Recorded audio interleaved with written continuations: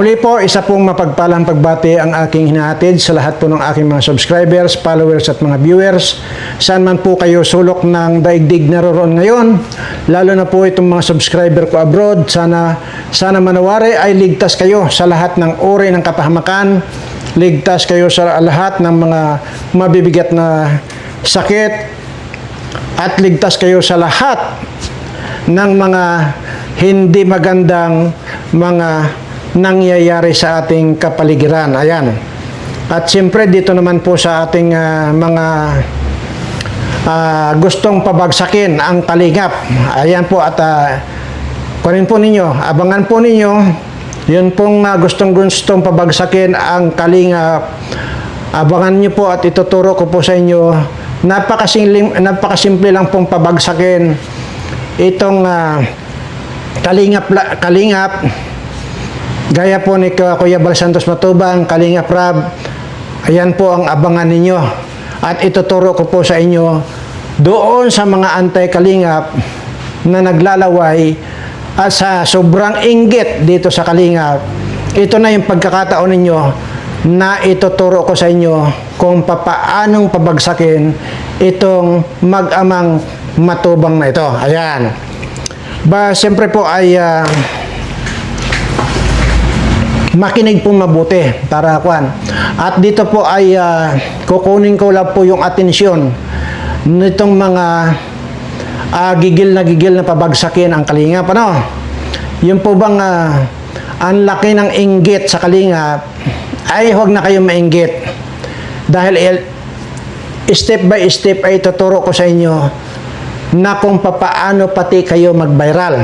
Lalo na dito kay Kapiso, Red Zane, itong si Dr. Wakwak, at itong si Anghit, at ganun din po yung si Kwan, si Nuli, yan, at itong si Salcido, ito rin pong si Hayat na Pukingking, saka yun doon po sa Cell TV na naglalaway na gustong matikman ako. Doon po kay Lulaglo, sa inyo pong lahat, makinig po kayong mabuti sa akin. Yaman din lamang na gusto ninyong mag-viral, at yaman din lamang na gusto ninyong pabagsakin ang kalingap. Itong bidyong ito ay para sa inyo. No? Sa lahat, isa-isahin natin.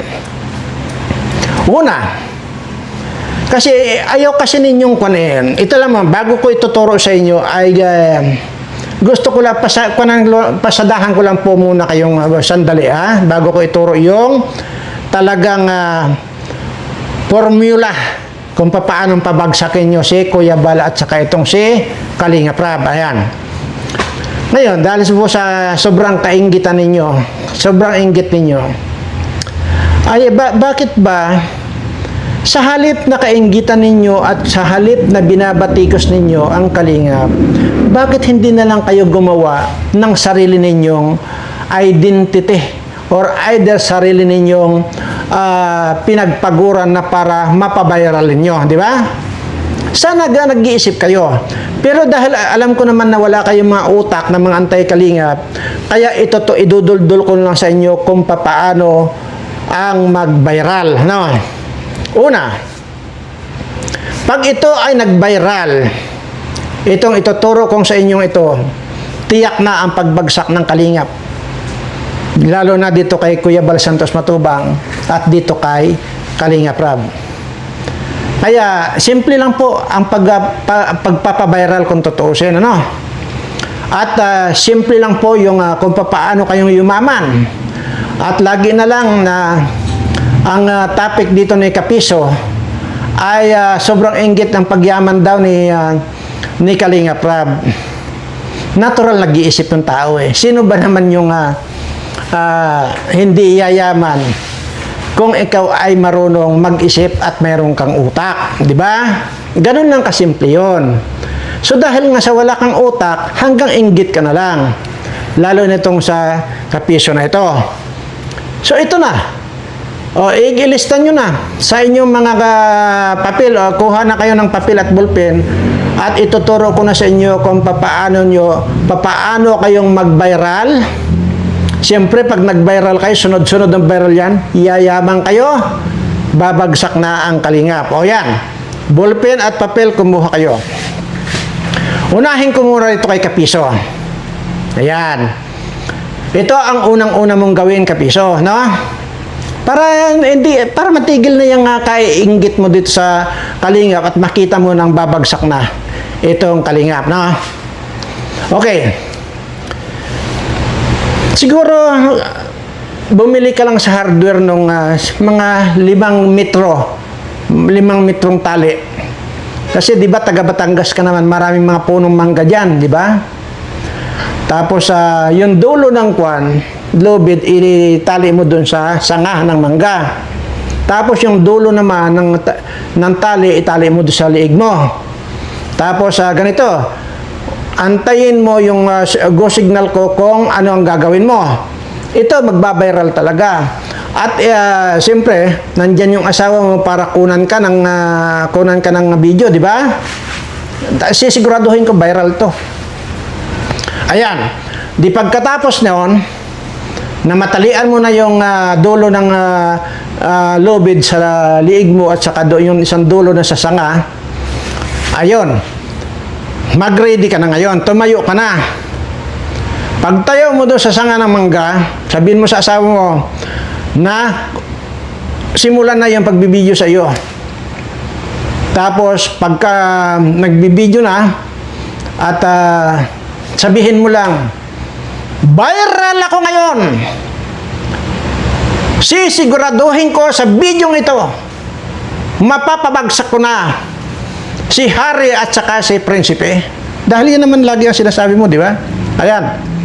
Pagkatapos noon, sabay talon. Ha? Sabay talon ka. Oh. Di ngayon, pag talon ka, siyempre, nabigti ka na noon. Tuloy pa rin yung pagkukuha sa iyo ng video ng asawa mo. Ay puta, sabi ko sa iyo, viral yan, Kapiso. Lalo na kung lumawit na yung dila mo. Tapos, siyempre, yung bigla ang nasakal ka, nakanganga ka, kitang-kita yung mga ngipin mong gatroso kalalaki, abay viral ka. Ganun na ang mag-isip. Hindi yung puro ka nalang paninira sa kalingap, ay walang mangyayari. Mag-isip ka kung paano ka mag-viral. Kayong mga antay-kalingap, mag-isip kayo. Napakadali ang mag-viral. So, tapos na tayo dyan. Siyempre, kung na yan, i-upload na yan. Viral yan, sigurado ako. Dito naman kay Dr. Wakwak at dito kay Red Shane. Ha? Total, itong si Wakwak ay nadala sa presinto dahil nagsalsal nga yan sa kalsada. Ayon dito sa aking impormasyon, no? Ayon sa aking informer. Sa kalsada daw nagsalsal yan at yun nga, kaya hinuli ng mga polis, dinala sa presinto. Kayong dalawa na ngayon ni Red Shane, maghubad kayo. Wala, as in wala, walang brief yan. Ha? Tapos ngayon, magkon kayo, pumarada kayo ngayon sa palengke na nakahubot-hubad. Ha? Tapos habang naglalakad kayo, viral ito! Sigurado bagsak na ang kalingap dito. Kami na ngayon ang yayaman. Dahil mga mukhang pira kami, kaya dito na babagsak ang kalingap. Iyon ang gawin. Sumigaw kayong ganon. Viral yan. Siyempre, yung mga tao dyan, pagkukunan-kunan kayo ng video, di ba? Pag kinunan-kunan kayo ng video, i-upload nila yan kung saan. Viral kayo. Di ba? Di maraming manonood sa inyo. Kasimple-simple nga para hindi nyo naiisip yun. Napakasimple naman. Anak ng tinapay naman. Sigurado babagsak si Kwan dyan. Si Kuya Bal Santos Matubang at saka si Kalingap Rab babagsak. Kasi viral na kayo eh. Kayo na ngayon ang yayaman. Si Kalingap Rab ngayon ang lulugo-lugo ngayon kasi kayo nga nag-viral lang, di ba? O, di sige. Total, hindi naman umiimik na ng tao. Paminsan-minsan po, ipitik din kahit pa paano. O, kasi nga, sobra-sobra na yung mga paninira ninyo. O, di ba napakarami muna kayong ginagawang mga paninira, saka pa lang nakakasagot ito si Kalinga Prab. Yun ang gawin nyo. Sundin niyo yung payo ko dahil sisiguraduhin ko sa inyo, viral yan. Okay. Dito naman, dito kay Hayat, Sil TV, at saka yung Lulaglo, ha? Ang gawin nyo naman, kasi kahit saan kayo, alam ko na sa kwan ito, wala sa Pilipinas itong si Hayat, ha? Kahit saan kayo naroroon, ha? Maglakad kayo na nakatuwad. Pero wala kayong suot na pante. Tapos may nakasalaksak na pipino dito sa inyong tumbong. Tapos maglakad kayo. Yun ang pinakabuntot ninyo nakasalaksak. Dalawang pipino. Nakasalaksak sa tumbong ninyo at nakasalaksak doon sa biyak ninyo o pukingking ninyo. Putang ina, sabi ko sa iyo. Viral yan. Maniwala kayo sa akin. Viral yan.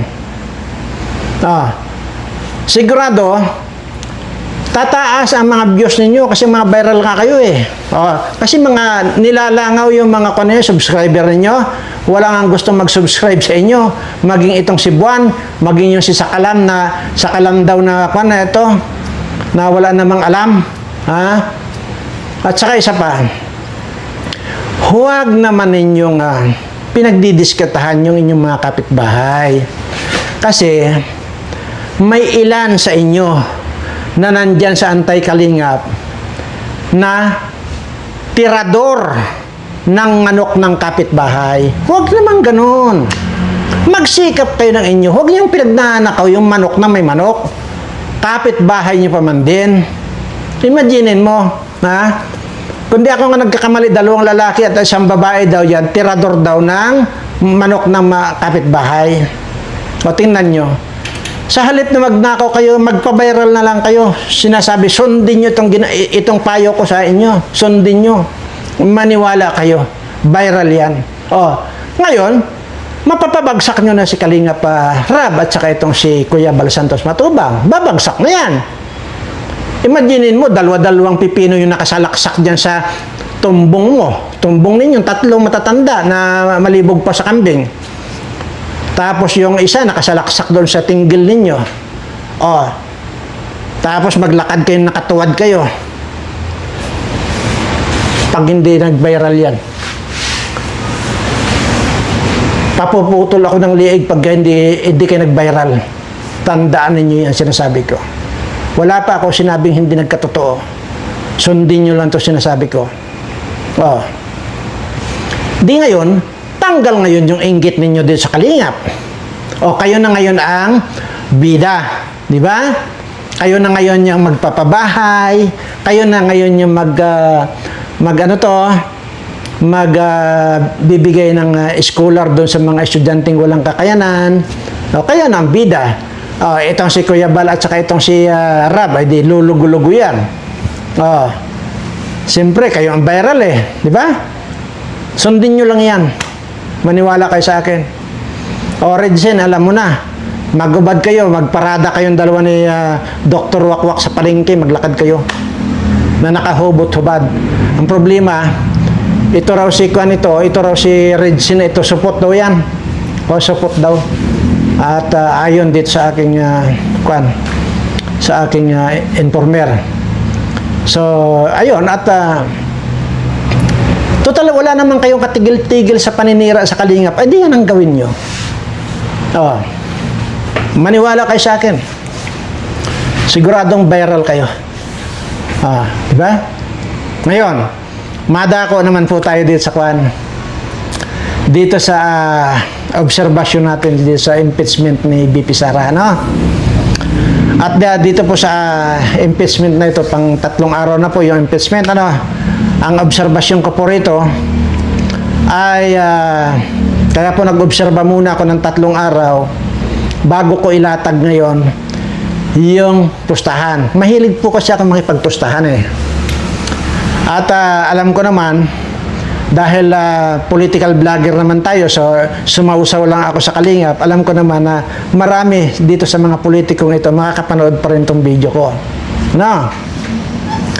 So ito lamang, kilala nyo naman ako dahil sa laging naghahamon ng pustahan. Okay? So, ngayon, kung ang paniniwala ninyo mga congressman, kayong mga lahat ng mga congressman, dahil ang paniniwala ninyo ma-impeach si Sara, ang paniniwala ko naman hindi ma-impeach si Sara. Okay? Maliwanag yan ha? So dahil yun ang paniniwala nyo, ano kaya ang gawin natin kung magpustahan tayo? Kayo dyan, either senador or congressman. Kasi kayo lang naman ang pwede kong hamunin dahil kayo lang naman yung may mga tinanggap na mali-malita na galing sa flood control project. Ano? Hindi nyo naman may deposito sa bangko yan dahil mako-question kayo kung saan galing yung pera ninyo. Ano? Mas maganda, magpustahan lang tayo. Basta ako, hindi mai-impeach si Sara. O kayo, maliwanag naman na kaya nga kayo, kaya nga gustong-gusto nyo ma-impeach yan, di ba? Galing yan sa kamera. So, ibig sabihin, gusto ninyo ma-impeach si Sara. Basta ako, hindi mai-impeach si Sara. Ngayon, ito na ngayon ang mechanics natin. Yung magpustahan na lang tayo. Ngayon, magkano man yung ilalatag ninyo na posta ninyo, dudublihin ko. Ang minimum lang dito ng pustahan natin, minimum lang yun ha, sa bawat isa na gusto makipagpustahan ay 1 milyon. Minimum yon. Ngayon, yung posta ninyong 1 milyon, dudublihin ko lang. Halimbawa, ang posta ninyo ay may impeach si Sara. Ako naman, ang posta ko hindi may impeach si Sara. So, tumaya ka ng 1 milyon. Dudublihin ko yon kung sakalit matalo ako. Okay? Sana maliwanag yan sa inyo. At hindi lamang po limited sa isa to, kahit na kayong lahat ng mga congressman. Alam ko na hindi lang 1 milyon ang pera ninyo, ay di iposta nyo lang. Basta laging dudublihin ko yung posta ninyo. Ganun lamang po yan. At yung pong desididong makipagpostahan ay mangyaring makipag-ugnayan dito sa opisina para maayos natin yung malinis na usapan. At hindi lamang po basta usapan ito. Kailangan po magdi-designate tayo ng bangko na i-deposito na natin yung pera. Antimano. Okay? Halimbawa, ikaw congressman na Kawatan, tumaya ng 1 milyon. O pagka na-impeach si Sara, natural, talo ako. O di, may 2 milyon ka sa akin. Yun agad ay nakadeposito agad sa bangko para walang unsihan. Ganon. Walang unsihan dito. Ngayon, kung may magposta ng 10 milyon, di ba mas maganda? O, di ba? Kaya nga po, dito, alam ko na pinapanood ninyo ako. Dahil noon pa naman, matagal na ako naghahamon dito ng pustahan o di kaya patayan. Di ba? So, ayan. Total mga magnanakaw rin lang kayo, hinahamon ko kayo ng pustahan. Kayong lahat ng mga congressman ng mga magnanakaw, iposta nyo na yung inyong yung inyong ninakaw na pera na yan diyan sa particular na impeachment na yan. Basta ako, ang stand ko, hindi mai-impeach si Sara. Kayo naman maliwanag, gusto nyo nga eh, kaya nga kayo na nag-file ng impeachment, di ba? O, maliwanag na. Talagang ang paniniwala nyo may impeach si Sara. So, ganun lang at magpustahan lang tayo. At ito naman pong pakikipagpustahan ko ay matagal ko na pong paulit-ulit na sinasabi. If ever man na mayroong pumatos dito sa mga hamon ko, lalo na dito sa mga pustahan ito, wala po akong kukunin ni centavos, wala akong sasayarin na centavos dito sa mga palad ko. Ano man ang mangyari, kung mananalo man tayo, hindi pala kayo kasali, ako lang pala. Pag manalo ako sa pustahan ito, lahat ng panalo natin, ay panalo ko lang pala, hindi kayo kasali. Lahat ng panalo ko, walang sasayad ni centavos di sa palad ko. Saan mapupunta yung pinanalunan ko? Sa inyo pong mga subscriber ko. Kaya sabay-sabay nating ipagdasal na sana may pumatos dito sa hamon ko, lalo na dito sa mga magnanakaw ng mga congressman na ito. At mas maganda na rin pong ipostan nyo na yan. Kasi unang-una, pagka bumaliktad ang panahon at nagkaroon ng pagbabago, or hindi ko sinasabing si Sara Duterte ang susunod na presidente. Pero ang sigurado ako, kahit na sino yung uupo na presidente, sisiguraduhin ko na i-hire ako para mag-create ng isang ahensya sa gobyerno para tudasin ko kayong mga magnanakaw kayo. Iyan ang alam ko. So mas maganda, ipostan nyo na lahat yung mga ninakaw ninyo para sa ganon ay maibalik lang natin sa taong bayan yung mga pinagnanakaw ninyo. Total, wala rin kayong masusulingan dahil tutudasin ko rin kayo. Yan ang itaga ninyo sa mga tok-tok ninyo dahil malapit na sa mga subscriber ko ay sana ay tulungan nyo ako magdasal na may papatos dito sa mga hinahamon kong mga pustahan ito.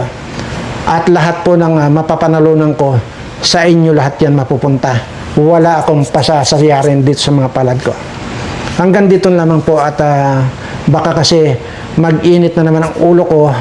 Pagka kasi napapag-usapan itong mga politiko, ang bilis kumulo ang dugo ko.